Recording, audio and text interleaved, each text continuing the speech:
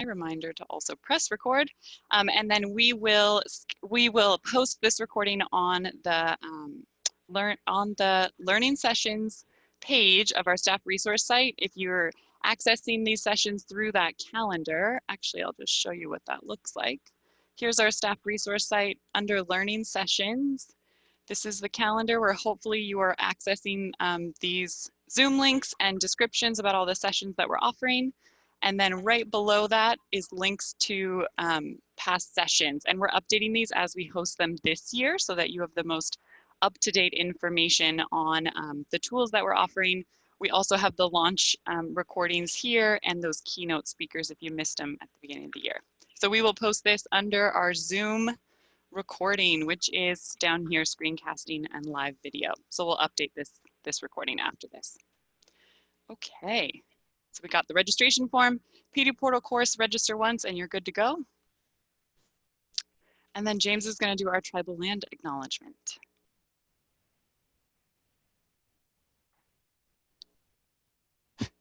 Put you on the spot. Yes, good morning, everyone.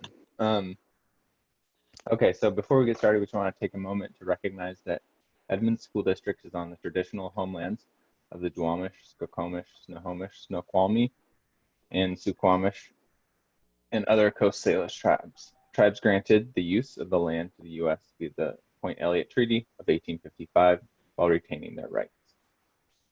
Awesome, thanks, James. Okay, so our agenda today, we're gonna do an overview of Zoom. We're also gonna look at our Zoom resource page, which is on our staff resource site, and we've been updating that.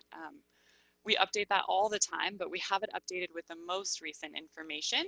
And then we're also gonna look at our Zoom settings on zoom.us. So your two big resources will be our resource site, and then also your account at zoom.us. We'll go over some in-meeting settings, especially breakout rooms has been a topic of conversation for teachers now that they are able to use those with students. And then we will also at the end go over grade level meeting recommendations. So we'll look at Seesaw, how to post your meeting, Canvas 3.6, how to post your meeting, and then Canvas 7.12, how to post your meeting. And our meeting norms for today, this is a webinar so that we can host our max capacity, so we're not limited to 300 people. And so we will record it and post it on our learning session page. You can post your questions in the Q&A during this webinar. What happens with the Q&A is that you post questions, we can see them. As we're able to answer questions, we will respond to them, and then you will be able to see the question and the answer on like the public view. If we cannot answer all of your questions during this session, please know that we will look through them and make sure that all of the information on our page is as up to date as possible. We also want to assume positive intent and progress over perfection. As we are in this new situation, we are all new to this version of online learning. We are new to this as your instructional tech coaches, and we are doing the best we can to support you. So know that it might not be perfect the first day, but hopefully as we learn and as we make mistakes, we will improve, and progress is the goal. So here we go. Let's keep going. Okay, before we start looking at the settings, I just want to talk about the use of Zoom. So why are we using Zoom during virtual learning? And Zoom is our tool for connection. So it's our way to start building relationships with our students, for those students to see us and to have that personal connection. I know that for me in this distance learning, I was so excited to go back to work so that I can see more people and see them in Zoom and check in with them and reconnect with colleagues. And so that's the same purpose for you in the classroom, is that you are building those connections with your students. And these are students that you probably don't know or may have never met before. So that is a whole new situation for everyone. So as we think about Zoom for the first few days of school, we would encourage you to use Zoom to build relationships and trust with your new students and really focus on that teacher-student relationship. So instead of focusing on the students getting to know each other in these first few days, I would really think about how are you going to connect with those students, and how are you going to build that trusting environment with them. One thing that we have been talking about and that has been brought to our attention from teachers, even at the end of last spring, is that as we look at integrating Zoom with Canvas or with Seesaw, those are connected to students' skyward names. And there are times, and I experienced this as a classroom teacher, where first day of school, I have a student whose name is on my roster, does not match their name, their preferred name now. And the worst feeling that I can imagine for that student is being called out by that name and having to, in front of their peers, say, that's not the name that I go by. And so I really want you to think about how we can avoid that. And the term is dead naming, and that's the act of referring to a transgender or non-binary person by their name assigned at birth rather than their preferred name. This is a microaggression. It can be totally unintentional, but it can also be traumatic for that student. So as we think about virtual learning and them joining a Zoom meeting on the first day of school, how nerve-wracking that is, and then to being able to avoid dead naming. So if we use the integration, if we use the Canvas integration or posting to Seesaw, think about how we have been thinking about how can we avoid that student being dead named in a Zoom meeting that first day or the second day of school. So some ideas that we had were, you could use the chat to build connection. So if you open your chat to everyone able to chat openly with each other, you could put out a quick question where students can respond to that question as just like a fun check-in where they can read each other's responses and build connection that way. Please allow students to keep their video off. It is a scary thing to join a Zoom meeting with a bunch of strangers, and if their face does not match the name that's on their video screen, that can be a very traumatic experience for them. And so allowing them to keep their video off is recommended. Something that we were talking about yesterday with a couple teachers is creating a Google form that everyone fills out that very first meeting. So taking some time to share the link to that form, having everyone during that Zoom meeting fill it out, and having on that form the student add their given name. So what is their name that would be in Skyward? What is their preferred name? What is their preferred pronouns? And then anything else that you want to add, any other questions that you want to add, but really keeping that simple so that students can fill that out during your Zoom meeting. That could be your record of attendance as well after they fill that out. And then during your office hours and planning in the afternoon that first day, go over those forms and look and see if there are students with preferred names that are different than their Skyward names. And then check in with those students. I know that as a teacher, this would take a lot of stress off of me for making sure that I'm not dead naming a student or I'm not using pronouns that they don't prefer. I had this experience in my classroom the first day of school, and a teacher thankfully gave me an idea that helped me avoid that. So this is what we're thinking. You all are incredible teachers, and I'm sure that you have great ideas too. So if you have a great idea that you want to share with us, we are more than happy to also share that out with all other teachers too. We can send that in an email, we can post it on the Zoom resource page. We want to make sure that all teachers feel comfortable that first Zoom meeting, but also that students feel comfortable and can start building that trust with their teachers. So thank you for taking some time to consider these ideas, and please reach out if you have others too.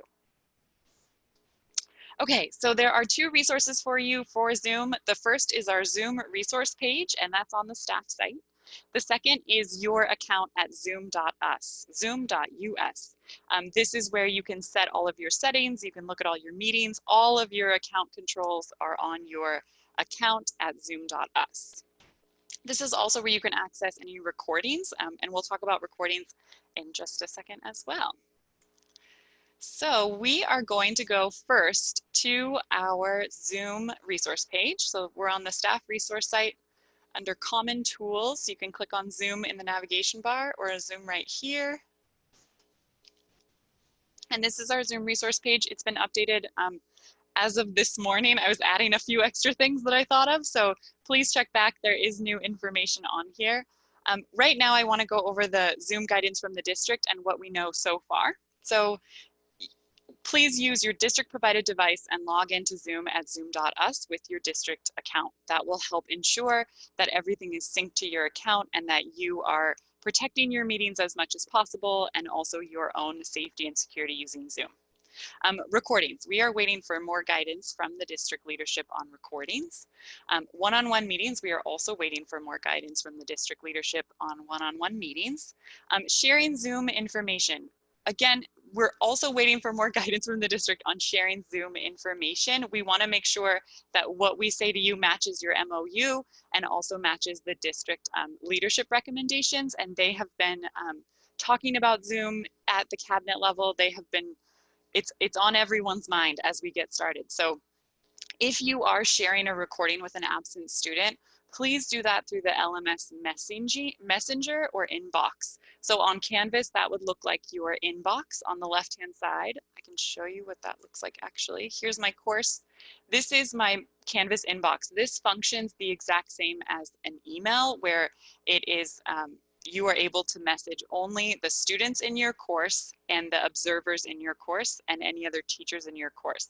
So you can send your recording through the Canvas inbox, and that is actually a more secure way than sending it through the through your email, because you're guaranteed to only send it to those specific students that were absent through Canvas. So the inbox is a really, really powerful tool.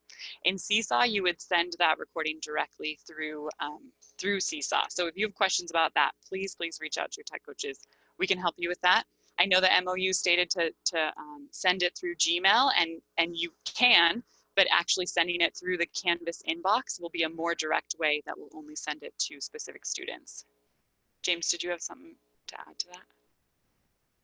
Oh, okay. You looked like you had a question. Okay. Oops, let's go back here. Behavior management. So we have not been able to completely shut down Zoom meetings so that there is no possibility of students sharing Zoom links. We have shut it down as much as we can at this time. We are hopeful that Zoom continues to improve their platform and makes it more secure for educators and for students, as many school districts are using Zoom right now for virtual learning. So please be aware that there are some issues that could arise in your Zoom meeting. Please report those to your administrators. Please reach out to your administrators if you don't know what the protocol is for reporting incidences that happen in your Zoom meetings. Also chat with your colleagues. I received an email last night from a few teachers who were talking about when they do breakout rooms, they're gonna allow participants to come back to the main session, because if they experience anything in a breakout room that's concerning to them, or they have an immediate question, they can just leave that breakout room, come back to the main session, and the teacher, that will indicate to the teacher as the host that there's a problem, and they can join that student. So setting up protocols like that, I think, are really important so that you can also keep students as safe as possible in your Zoom meeting as well. So there are great ideas out there. If you have ideas like that, please let us know. We'll add them here so that all teachers can have those too. Okay, so on our resource page, we have guidance from the district, and then we have Zoom settings, and I created a sub page for Zoom settings because I wanted to include screenshots for you so that you can see what we're talking about during this meeting, because we're in a webinar, I can't actually put us in breakout rooms and I can't actually show you my Zoom settings. So we're gonna do a lot of this based on screenshots, but we'll do our best to explain what's happening in those. So the first thing we're gonna look at is our universal settings for all meetings at zoom.us. So we're going to log in, and I'm gonna show you my account settings, and we'll go back and forth between our resource page and the settings at zoom.us. So when you go to zoom.us, you'll see this home page. You will need to sign in with your district email address. So I'm going to sign in with Google. And then this is my default screen. It will default to my profile, which is on the left-hand side. So here's my account profile. If I scroll down here on the left, I have this option for settings. There are many Zoom settings. A lot of these we have set as a district at the admin level. There are many settings that you can turn on and off, and any settings that you turn on or off at zoom.us will default for all of your future meetings. So if you want to set some things up so that they're ready to go now, then you can also modify settings during a meeting, but these will be your default settings for your account. So I'm just gonna scroll back. So we're gonna look at waiting room, muting participants, chat, screen share, and breakout rooms. The easiest way to navigate this page is to use the control button plus F, and that allows you to find any setting that's on this page. So you get this little search box right here. So I'm going to start with waiting room is actually at the top. So here's waiting room. We recommend that you turn on waiting room. This will allow you to monitor who's joining your meeting. So you'll have to admit those participants. And when they log in, they'll be sitting in a waiting room. They'll get a notification that says, you are in a waiting room. Please wait for the host to allow you to join the meeting. If you turn this on, you can send messages to those in the waiting room. You can admit all people in the waiting room at once or one at a time. During the meeting, you can also turn this off. So if you start your meeting and realize your waiting room is on, there is a way to turn it off in the meeting. So waiting room is here. And then let me go back to my Zoom slides. Mute participants upon entry. So we also recommend turning that on. And I just like to use that find box. It's so much easier to find things. So muting participants upon entry means that they will be muted when they join the meeting. They can then unmute themselves. This will help kind of eliminate all that background noise when someone's joining. And if they're not quite ready to be sitting at your meeting, paying attention to what's going on, it will mute them. And then the chat is a big setting. So I'm going to go to chat. Here is the chat. So you can allow the chat to be turned on. If you turn on the chat, you can always control that within your meeting as well. I would check this box to prevent participants from saving the chat. That's an important thing. If you do not want them to be able to grab the messages that were happening in the chat, you can turn that off. Because I have webinar settings turned on also, I am not actually able to turn on auto saving chat. You should be able to turn on auto saving chat. This will just auto save your chats and download them to the cloud. If you have issues with that, please let us know, because last night we were messing with these settings, and because we've also been in these webinar settings, I think that's what's happening to my account. So auto saving the chat allows you to capture all of the chat history it'll pull it into like a document. And you can also save the chat in a meeting if we're not actually able to turn this on, and I can show you how to do that too. Okay, and then screen sharing. Screen share. So here's screen sharing. You can allow the host to screen share. I always default to just allowing the host to screen share in the meeting. If I want participants to screen share, I can turn that on in my security button. If you want hosts and participants to screen share, you can have that be the default. You can also set who can start sharing when someone else is sharing. So if I allow all participants to share their screen, I can override them as the host. So if I check host only, then I am able to make them stop sharing their screen so that I can share my screen.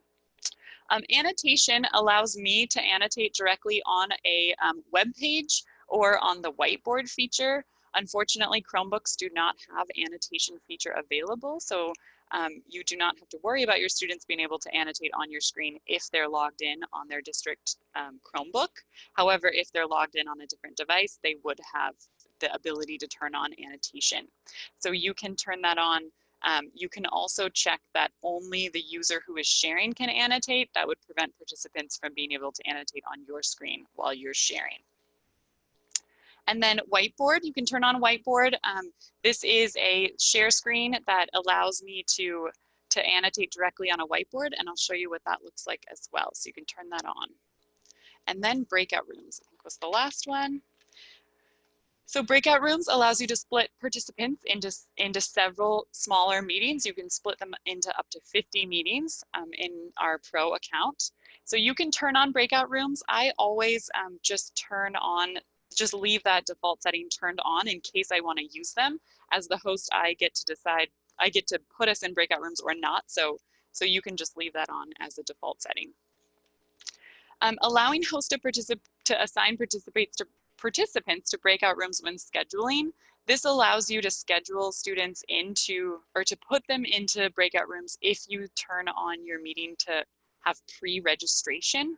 I haven't personally tested that and how well it works. I know a couple teachers used it in the spring, but the problem was you didn't know exactly who was going to show up to your meeting. So if you spent all this time creating breakout rooms ahead of time, and then not all of those students showed up, it it was a waste. It felt like a waste of time. So this is something that teachers have been reaching out to us about, and we want to look into it more to see how that will work with the integration. So right now, we don't have a system set up for this yet, but if you are interested in this, this is something that we are looking into and we'll get information out to you about. Okay, so those are the main settings at Zoom.us. There are so many other settings that you could go through and modify for your account, but those are the main ones that we wanted to make sure everyone knows how to access and how to change. Another thing that you can do many things on your account at Zoom.us, but another thing that is really helpful is setting an alternative host. And this might come into play when we have substitutes filling in for teachers that are out. So under meetings, if I click on meetings and I have some meetings set for today, I can hover over a meeting and I'm going to click edit. So I want to edit that meeting. And this is the same process for any meeting that you've scheduled. So once you've scheduled a meeting or as you're scheduling a meeting, you can add an alternative host. So if I scroll all the way down to the bottom of this meeting, I have this option at the bottom, alternative host, and I can type in someone's email address. So if I add Julie as an alternative host to this meeting, what that will do is it will allow Julie to start the meeting without me if I'm not able to start the meeting. It will also give her the same host permission. So she can do the same things that I can do as the host. She'll have the security tool. She'll have all the same options. If you want to add multiple people as alternative hosts, you can just put a comma between their email addresses and then click save. If you use someone as an alternative host frequently, so here's our, the secondary coaches, we are often adding each other as alternative hosts on these sessions. They will show up on this drop-down menu so that you can just add them regularly. You do have to add them to each of your meetings as an alternative host, but it is a really nice safeguard in case you are not able to start the meeting. Also for substitutes, that might be something that that might be how we're adding a substitute to our meeting. Okay, let me go back to my notes. Okay, so these are our main settings at Zoom.us. One other thing that you can access here is reports.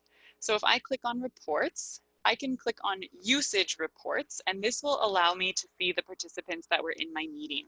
So I can see when they entered, when they left, how long they were in the meeting. I can also see the name that they used and any email address that's associated with that participant based on if they're logging in with their district account. So if you click on reports in the far left side and you click on usage, this will show me all of my meetings, and I can click on participants. So this was one of our meetings yesterday. If I click on participants, it will show me the names of those participants, their email address, if they have an address associated with their account, when they joined, when they left, and how long that they were in that meeting. So this is a great way for you to see who was in your meeting as students. You can also export this and it will export it into a spreadsheet. This is also accessible through Canvas at the secondary level. When we're scheduling our meetings through Canvas, we can access these reports in Canvas so that you don't have to go to your profile on Zoom.us. Okay, let's keep rolling. So we just talked about usage reports. Again, that's at Zoom.us under reports and then usage. And then you have to click on that participant number to be able to see the participant list. Okay, in the meeting settings. So there are many, many settings that you have available to you in a meeting. I would really recommend that you go after this or sometimes, oh, go ahead, James. All right. Can you just explain how people can make the screen larger? There are a lot of questions about saying that they can't see. Oh my gosh, I'm so sorry. Yes. How's that?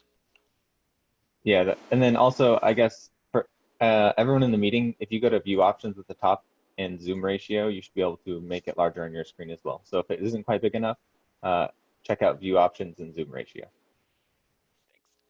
One other thing that made me think of is that on our Zoom site, all of this information that we're sharing with you is on this website, and there are short video tutorials that show you how to do all of this. So if you go on our website and you scroll down to getting started, you can create an account, like log in and create your account and get the app. There's a tour of the desktop app. So if you have the desktop app downloaded, there's also a tour of the website. So this shows you how to access all of those things on the website. And so we're going over a lot of the basics to start, but all of this information that we're sharing is on our website. So know that you can also refer back to this to find that information. Okay, we're gonna go into Zoom settings, and we created a sub page. So just another page within this site for settings, because there's a lot of screenshots that we wanna show you. So during a meeting setting, when you start a meeting as a host, you get this, this toolbar at the bottom of your screen. I have turned on breakout rooms, so it shows up right there at the bottom of my screen. And these are the three main tools that we're going to talk about for in-meeting settings. So you have a security tool, manage participants, and then the chat. So under manage participants, and let me zoom in even further here so you can see this. Under manage participants, you have a lot of options. So if I click manage participants, I'll get my participant list, and I can click the three dots in the bottom right corner of that screen. And these are the participant lists that or the participant settings that I can turn on and off. So I can mute participants upon entry if I haven't set that on my account. I can allow or disallow participants to unmute themselves. So if I want to mute everyone and then not allow them to unmute themselves, I can uncheck this. Allow participants to rename themselves. If I want them to keep the name that was pulled from Canvas or from Seesaw, I can uncheck this box. As the host, I can always rename a participant. So if you have a student that joins your meeting and it's the wrong name attached, it's not their preferred name, you can click the three dots next to their video and rename them. So you do have that ability to rename them, which is really nice. You can play enter and exit chime. You can enable the waiting room or disable the waiting room. So if I start my meeting with the waiting room and then it's getting too hard to manage during my meeting, or I forgot to turn it off before the meeting, I can uncheck the waiting room. And then locking your meeting will prevent any other participants from joining. So if you've started your meeting and you want to lock it after 5 minutes or 10 minutes, that's up to your discretion. You can lock that meeting by checking this box. You can also mute all participants. So if students are struggling to stay muted or they accidentally get unmuted, you can mute them all at once. So these are your managed participant settings in a meeting. I would encourage you to jump in a Zoom meeting by yourself sometime today and just explore your options at the bottom of your screen. So you have all of these available to you. So set your settings up how you would like them at zoom.us, get in a meeting and start looking at these things. To manage specific participants. So if James was not behaving very nicely during our meeting and I wanted to manage him specifically, I can go to participants and I could click on more next to his name. And these are some of the ways that I could manage specific participants. So if he has this video turned off and I've asked him to start it, I can ask him politely to do that. He would get a pop-up saying the host is asking you to turn your video on. He does not have to turn his video on. He could not click on that pop-up, but I could prompt him. I can put him in a waiting room. So I can place him in that waiting room. He will be removed from the meeting and in the waiting room until I allow him to join the waiting room. I can send him a message while he's in the waiting room. So if I want to communicate with him while he's in there, I can send him a one-way message to the waiting room. Or I could remove him from the meeting. If you remove a participant from the meeting, they will not be able to rejoin that meeting. So just know that as soon as they're removed, they cannot click on the join button and rejoin that meeting. You have some options under chat. So if you've turned on chat on your Zoom settings, you can still modify those settings within your meeting. So if I open the chat using my toolbar, if I scroll back up, if I click on chat and my toolbar at the bottom of my screen, I have some options under those three dots on the right-hand side. So I can allow the attendees of my meeting to chat with no one. So that would disable the chat for everyone. I can allow my attendees to chat with the host only, so I can set it so that they can only communicate with me directly, or I can allow them to chat with everyone publicly. So that would allow them to send a message in the chat. It would be visible to everyone. They would also still have the option to message me directly as the host, so they can do two things. When they click these three dots as a participant, they would see host only or everyone publicly for their messages. So it's something to think about these first few days of your Zoom meetings if you want to enable the chat for everyone to be able to chat publicly, or if you want to enable it so that students can only chat with you directly, or you can have both options enabled. Okay, and then I think your most important tool on your toolbar during a meeting is this new security icon. This came on our Zoom meetings. It was an update from Zoom in the spring. I want to say around like April, like once schools were shut down and schools were starting to use Zoom, they quickly realized that teachers need quick access to the security features. So if you click on security here, this is also where you can lock your meeting, you can enable the waiting room, and then you can allow participants to share their screen, to chat, or to rename themselves. So this is just quick access to some of the key settings on a Zoom meeting. You can also remove participants. So if you click on that, you'll get a list of participants and you could remove participants from your meeting. So that security icon is really important as the host. Again, jump in a Zoom meeting, try those out, try to get some colleagues to join you, and you can rotate the host privileges in your meeting and see how all these things work. So these are your in-meeting settings that you will always have available to you as a host in a Zoom meeting. Okay, let's move on. So we're going to talk about breakout rooms now, and breakout rooms is really fun. I really enjoy breakout rooms. I will tell you that I have friends that are colleagues in the district that really hate breakout rooms. So know that there is a range, there's going to be a range of feelings for your students as well. Some students are going to love being in small groups where they can chat with each other. Other students, that's going to be very high anxiety. It's going to be a very high anxiety situation that they very, very much dislike. So just know that that range of emotion is felt among us as teachers as well as for your students. So we're going to go to breakout rooms, and I'll show you how to get there. If I return to the Zoom resource page, breakout rooms is in our table of contents. And then we've created a sub page for breakout rooms because we want to be able to show you all of your options inside a breakout room. And again, because we're in a webinar or even in just a regular Zoom meeting, we can't actually show you the controls that we have in a breakout room. So the district guidelines on breakout rooms: teachers are able to use breakout rooms during virtual learning. However, teachers should be circulating these rooms by moving between them, similar to what would happen with small group work in the classroom. So thinking about your virtual classroom similar to your in-person classroom, that during small group, the teacher is rotating around those small groups, checking in with those students. So you can do the same thing in your Zoom meeting. So here's just some information about breakout rooms. One thing that's important as the host is that when you create breakout rooms, there is always still a main session. So when we join a Zoom meeting, we're in the main session. When I put participants into breakout rooms, that main session still exists, and I remain there as the host until I join a breakout room. So you can allow students to come back to that main session, or you can remove that ability for students to come back to that main session, but that main session is always there. And we're going to talk about what happens with that main session when you create breakout rooms. But as the host, you create the breakout rooms. You are not added to a breakout room. You just stay in that main session until you join a breakout room. Having an alternative host actually is really useful in breakout rooms. If you're leading PD or you're co-teaching with a teacher, making them an alternative host allows them to set up the breakout rooms while you're leading the meeting.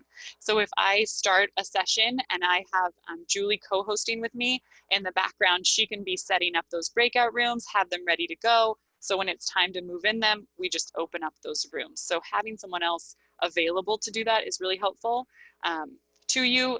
It's not necessary. You can multitask and you can just randomly assign the breakout room. So it's a couple clicks, but it is helpful. There is a video tutorial of breakout rooms, and it's all of the information I'm going to show you now, but actually showing you inside of a Zoom meeting. So it's more of a realistic view. So feel free to check back on that and on that tutorial. But it's also really helpful to have this information available to you as you are doing this the first few times so that you get familiar with the settings. So here's some screenshots to help. So we have to turn on breakout rooms on Zoom.us, which we did. As soon as we do that and we start a meeting, we will have breakout rooms show up in the bottom right corner right here. How do you use breakout rooms? So you click on the breakout room icon in your toolbar. As soon as you do this, you get this pop-up window to create your rooms. So this is where you can decide how many participants will go into how many rooms. So as I increase the number of rooms, the number of participants per room decreases. So if you have 30 participants in a meeting, it will say assign 30 participants into one room. And then as you increase the number of rooms, it will tell you an estimate of how many participants per room. So it'll go from 3 to 4 to 5 to 6 to 7 and 8, etc. as you increase or decrease the number of rooms. This is also where you get to decide if you want Zoom to automatically assign participants to breakout rooms or if you want to manually put them into rooms. So this is just creating the rooms. When you click create rooms, you are not opening the breakout rooms. This is just on the host's view and they are creating the rooms behind the scenes. Participants are all still in the main session. So you can be doing this behind the scenes and setting up your rooms. Clicking create rooms does not actually create the rooms. I'm sorry, does not actually open the rooms. We're just creating what the rooms look like. So once I click create rooms, this is an example of a randomly assigned room. So I clicked create rooms and now I can see I have breakout room 1 with 3 students. I have breakout room 2 with 3 students. As the host, I am not assigned to a breakout room. It is just the participants in my meetings that are assigned to the breakout room. So I can, from here, I can preview my rooms so I can see how many rooms I have. I can move students or exchange students between rooms. So if I want to move student 1 to room 2, I can click move to and it'll give me an option of breakout rooms. If I want to exchange the student, I click exchange. My student list will pop up. I can click on a student and they will exchange rooms. They are not in these rooms yet. They're still in the main session. I'm just setting up the rooms. If I clicked manually create the rooms, this is what I will see. So I'll have 2 rooms. When I click assign, I will check the students' names to assign them to that room. I will then have to do the same thing for all the other rooms. So as you assign students, they will be removed from this. This list will get smaller as you have them in breakout rooms and you're just continuing to assign them to each room. Again, they are not in these breakout rooms yet. Everyone is still in the main session. So once my, oh, actually not quite yet. So once I have my rooms adjusted for participants, I'm going to click on options in the bottom of that window. When I click on options, this is where I have some extra settings for my breakout rooms. I can automatically move participants into breakout rooms. This is deceiving because if a participant is on their phone, they will automatically move into that room. If a participant is on a Chromebook or a computer, they don't actually automatically move. They still get a message that says, the host is inviting you to a breakout room, join breakout room. They can ignore that message, and I'll talk about what to do in that situation, but they have to click join to join that room. You can allow or disallow participants to return to the main session at any time. If you check this box, they'll have an option to leave the room and go back to that main session. If you don't check that box, they will have to remain in the breakout rooms until the host closes the breakout rooms. This is a super helpful option here to have the breakout rooms close automatically after a certain time. So you can set a timer. That timer will count down at the top of everyone's breakout room to let them know how much time they have left in that room. You can have a notification when the time is up, and I'll show you what that looks like. As the host, you have the option to continue leaving the breakout rooms open or closing them when that timer is up. And then you have a countdown after closing the room. So as the host, when I click close rooms, there's a notification of a countdown, 10 seconds, whatever you set that to. They can leave the room and join the main session, or they can wait for that countdown to end, and then the rooms will automatically close. I find that in staff meetings, I like having that countdown of like 1 minute because then we can all finish our thoughts. we know that we have to move back. We're not just abruptly interrupted in our conversation and the rooms close. So this is also a nice setting for you. Okay, when you are ready to open up your breakout rooms, you have all of your settings set, you're ready to go, you are going to click Open All Rooms. So you'll have this option in the bottom of your screen. I'll show you what that looks like in the main screen. Here's your breakout room window that pops up on your screen only as the host. You click Open All Rooms, and that will send people into their breakout rooms. So when I click Open All Rooms, this is what shows up on the participants window. The host is inviting you to join a breakout room. As participants join the breakout room, their name on my little window will have a green dot next to it. So I now know that these 3 students are inside that breakout room and they're ready to go. If a participant doesn't join a breakout room, here's an example. I open the rooms and James did not join his breakout room. I can see in the participant list that it says not joined next to his name. As the host, well, what this means is that James did not click the join breakout room button yet. Either he can't find it or he is choosing not to click it. As the host, I can verbally remind him to join his room and remind students that, you know, there's a button, there's a window that says join, please click that. If James does not respond to that, and I want to join a breakout room and not leave James in that main session, I have a couple options. I can click the 3 dots on James's video window, and I can remove him from the meeting, which would remove him entirely. He wouldn't be able to rejoin.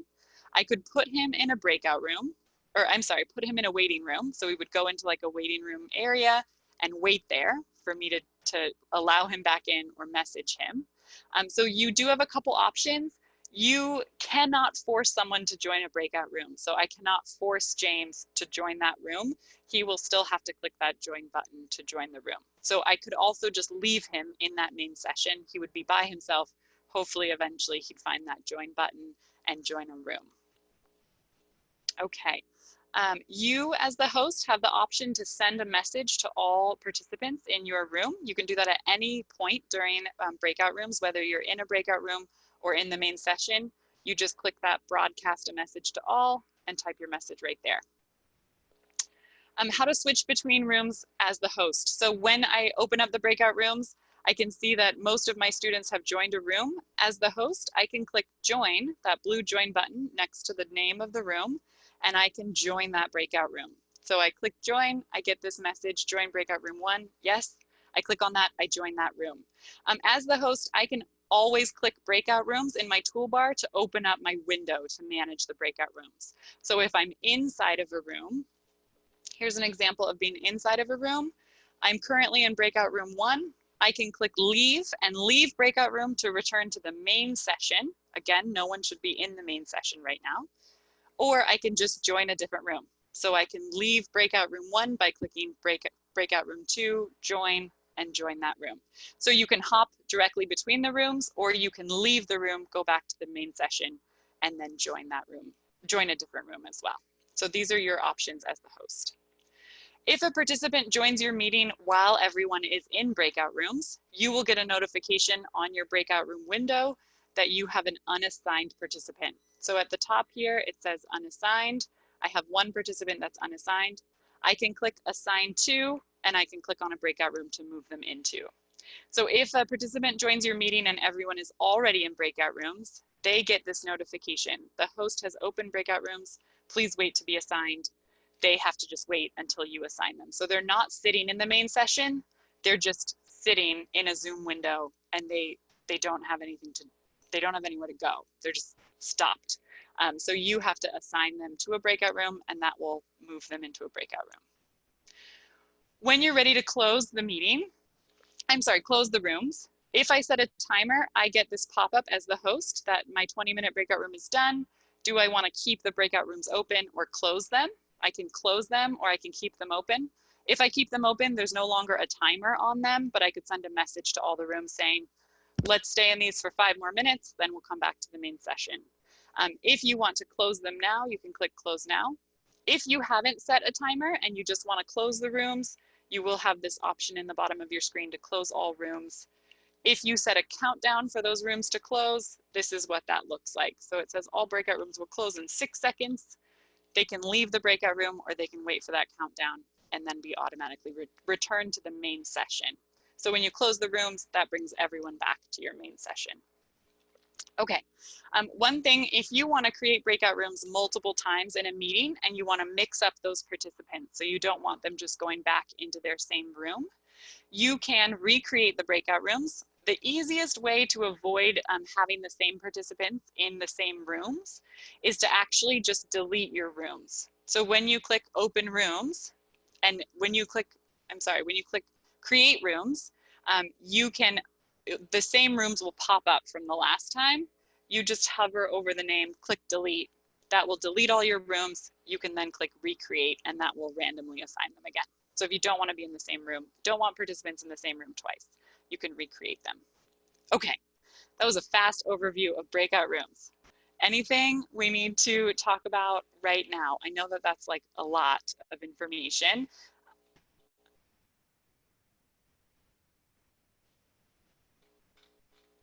We're going to go into scheduling a meeting on your course next. Yes, Julie?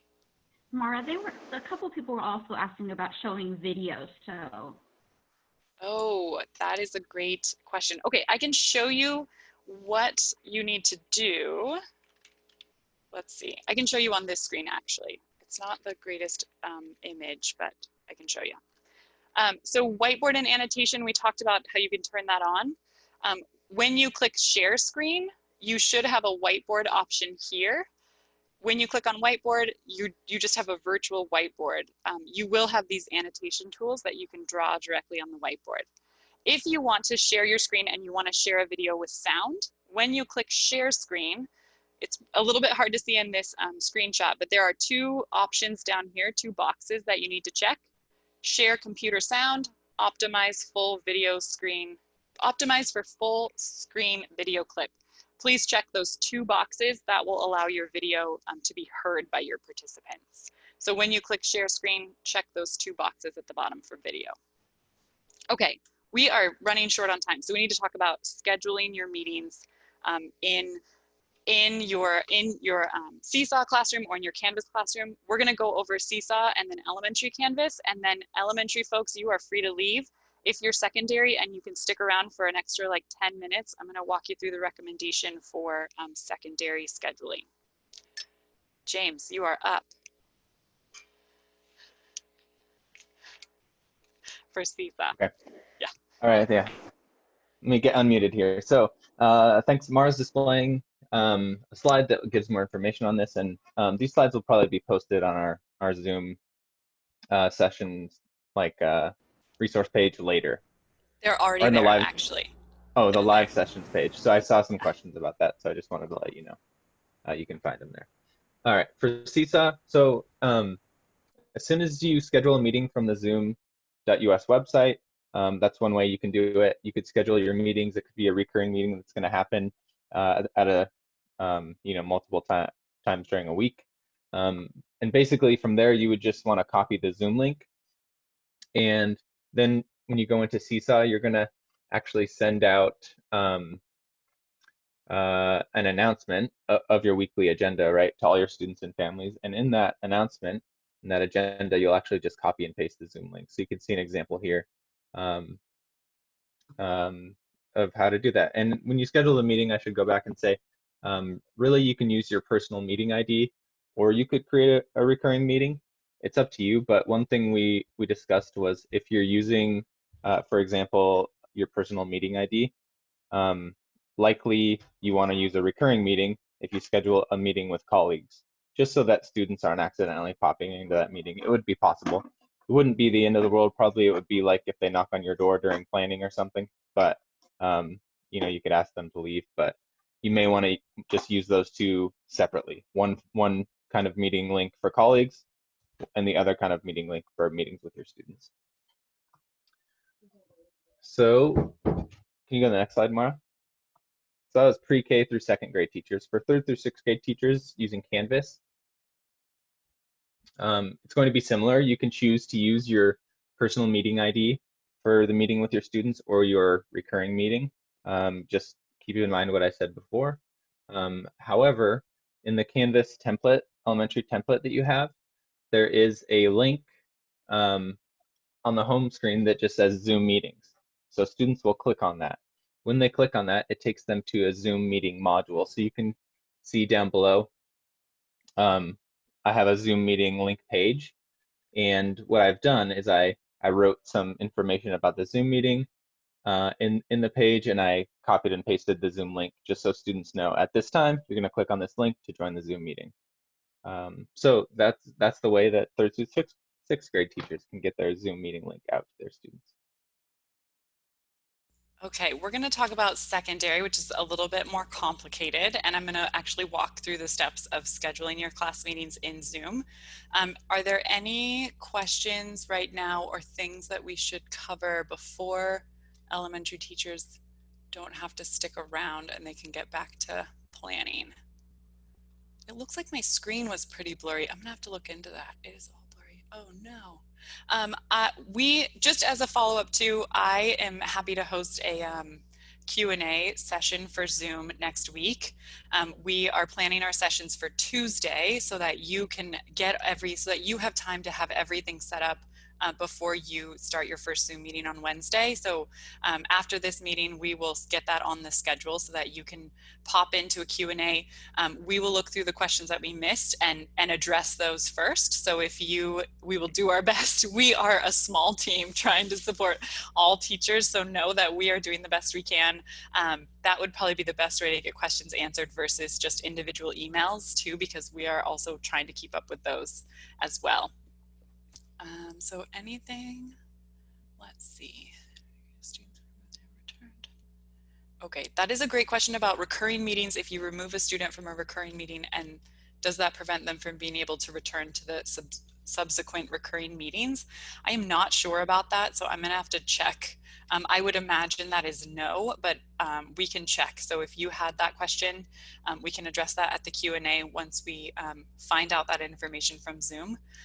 Again, all of Zoom's information is on their website. You can do a quick Google search of any of your questions and find their help pages. They are always constantly updating those as well too. So we find a lot of our information through the Zoom resource site as well.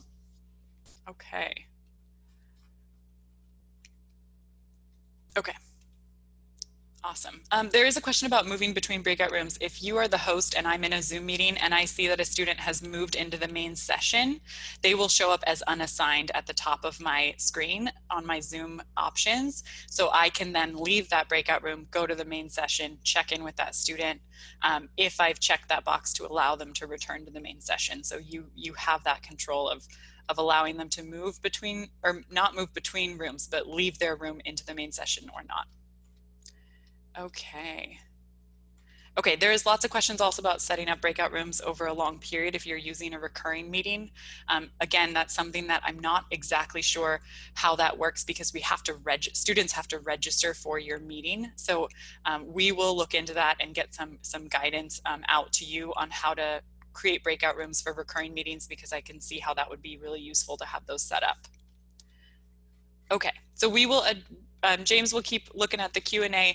We're gonna move into secondary and recommendations for secondary now. So we have a Zoom integration with Canvas that we were really excited about for secondary teachers. Our hope for this integration when we piloted it in the spring with a few teachers was that you would be able to create an assignment, create a Zoom meeting for that assignment that is assigned to just, let's say, first period. When first period opens that assignment, they see their recurring first period meetings or just their one first period meeting, and that would only be visible to first period. However, the integration is not working out that way. There have been some changes with Zoom recently, and that has also changed the integration. So what we thought was going to be a really awesome tool for teachers to be able to set up, you know, an assignment for first period that had their Zoom meeting link, second period, third period, etc. When they open up their Canvas course, they see that one assignment, they open it, they click on their class link, and that's how they join Zoom. It's not working that way right now. We are hopeful that that will be upgraded and fixed, and we can get that out to you and give you some direction on that. However, the integration still works really well for scheduling meetings for your classes, and only those meetings are visible to students. It's very easy for them to join. So what we are recommending for 7th through 12th grade teachers is that you are adding Zoom to your navigation bar. It's already there, it's just hidden, so I'll show you how to add it.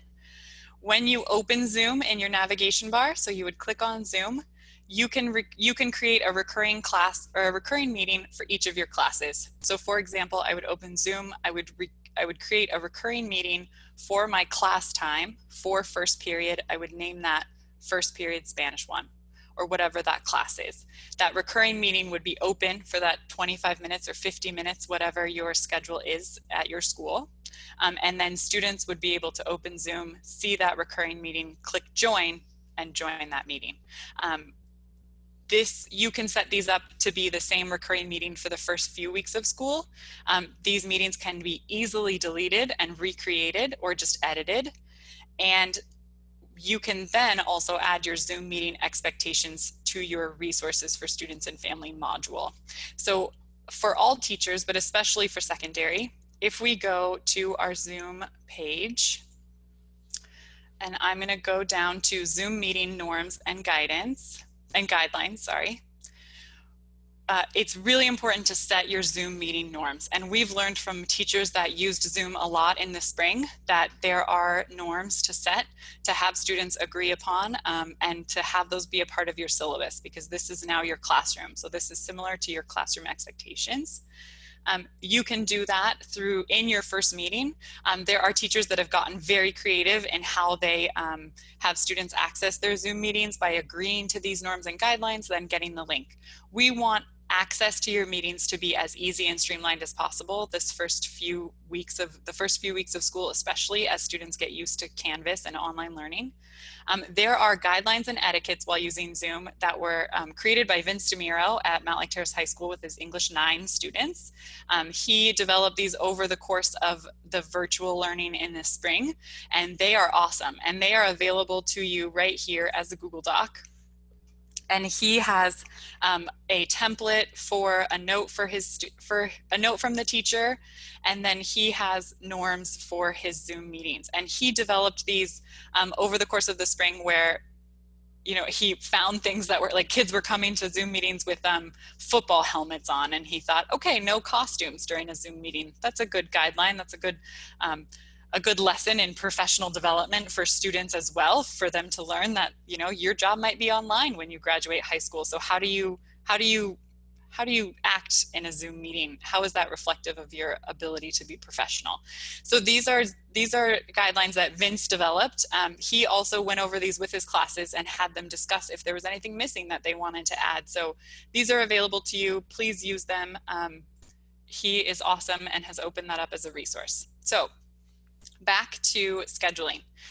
You can add those guidelines to that module in the template at the top, the resources for students and families, so that it's visible for all students at all times. So let's actually schedule a meeting so you can see what this looks like. So I'm on just one of my template courses. In order to add Zoom to your navigation bar, you're going to click Settings. And then at the top, you're going to go to Navigation. And Zoom will be listed as an item that's hidden from students. So it'll be down here in your list of hidden navigation bar items. So I can click on Zoom, and I'm going to drag it so it's visible with home, modules, and grades. Once you've dragged Zoom up to the top so it's visible, you're going to scroll down and click Save. And Zoom is now visible in your course. As the teacher, in order to schedule your meetings for this class, you are just going to click on Zoom. And this is going to show me my scheduled meetings for my classes. This will not show me all of my Zoom meetings. If I wanted to see all my meetings, you can click all my meetings up here. But if you just want to see the meetings you've scheduled for this class, so if I'm in my Spanish course that has 3 periods in it, this would just be for my Spanish students. So I would click Schedule a New Meeting in the upper right corner, and this is where I'd create my meeting. So I would call this First Period Spanish 1 Zoom, or whatever you'd like to name it. I would encourage you to name it so it's easily it's easily distinguishable for your students which Zoom link is their classes. You can then set this meeting. So if I set this meeting for Wednesday and my first period starts at 9, and this meeting is only for 30 minutes, because I think at Mount Lake Terrace we're doing 25-minute days. If you're on a block schedule, that's going to be a little bit different for you. I can then make this a recurring meeting, and I can make it recurring on a weekly basis, and I can choose the dates. So I'm going to meet with students Monday, Tuesday, Thursday, Friday, and I can choose how long this is recurring for. So I might make this for 2 weeks. I'm going to set up my meeting for the first 2 weeks of school. It's going to recur every Monday, Tuesday, Thursday, Friday, starting at 9 a.m., and it will go for 30 minutes. Okay, at the bottom down here, this is where I can choose if my video is on or off. I can mute participants upon entry. And so you do have some options down here for your settings of this particular meeting. And then I can also add an alternative host. So if I'm co-teaching, I can add that person as an alternative host, and they will be an alternative host to this recurring meeting. So for the next 2 weeks, they are an alternative host here, and then I would click save. So now this is my meeting. I can go back to Zoom, and this shows me my recurring meetings for Spanish 1. Okay, so I can see every day. So here's Thursday, September 10th, Friday, September 11th, etc. As the student in this course, I'm going to get logged into the student account, and I'll show you what this looks like for your students. So as the teacher, I set my meetings for first period. Now I'm going to go back in and set my meetings for second period, third period, etc. for all of the periods that I have in this course. If you have separate Canvas accounts, or courses, if I teach geometry and algebra, I would go into my geometry class, set my meetings for geometry, go into my algebra class, do the same thing, set my meetings for algebra. So as the teacher, the easiest way to open that meeting is to actually go into Canvas and click on the Zoom in the navigation bar to open that meeting. So now I'm logged in as that student in the course. In my navigation bar, I see Zoom. So I can click on Zoom, and I see my recurring meetings for first period. So I see that on Thursday, September 10th, there's a meeting. I just click join. So the student doesn't have, you don't want to paste the link to them. You don't want to add any of the meeting information, because all the student has to do is click join to join that meeting. They will not be able to join that meeting if the host has not started that meeting. So if you as the host didn't start it yet, they'll click join, and it will say that this meeting hasn't been started by the host yet. So they would click join, and they would see their meetings. So you would go back in as the teacher and set those recurring meetings for the rest of your classes.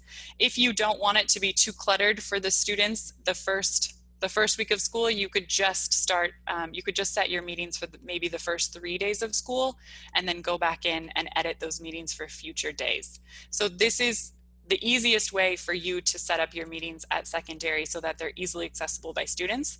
Know that as observers in your course, if families are observing your students, they cannot join this meeting. This meeting can only be joined by students through Canvas.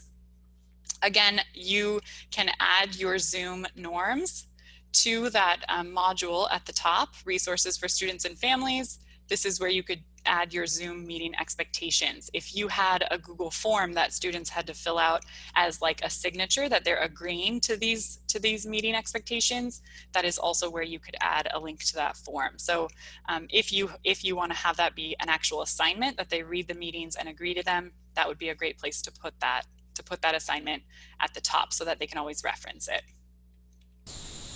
Okay, some benefits of this integration. It's super easy for students to click on Zoom, see their meetings. Creating Zoom meetings through Canvas pulls students into the meeting with their Canvas account name, so they don't log in, they can't rename themselves or log in with a random name.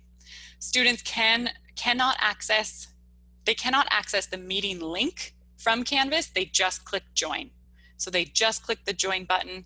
There's no clicking on links or copying and pasting meeting links. It's just join. Teachers can schedule and start the meetings through Canvas. So as a teacher, I go to Zoom in my navigation bar. I click start meeting. It's much easier, all in the same interface.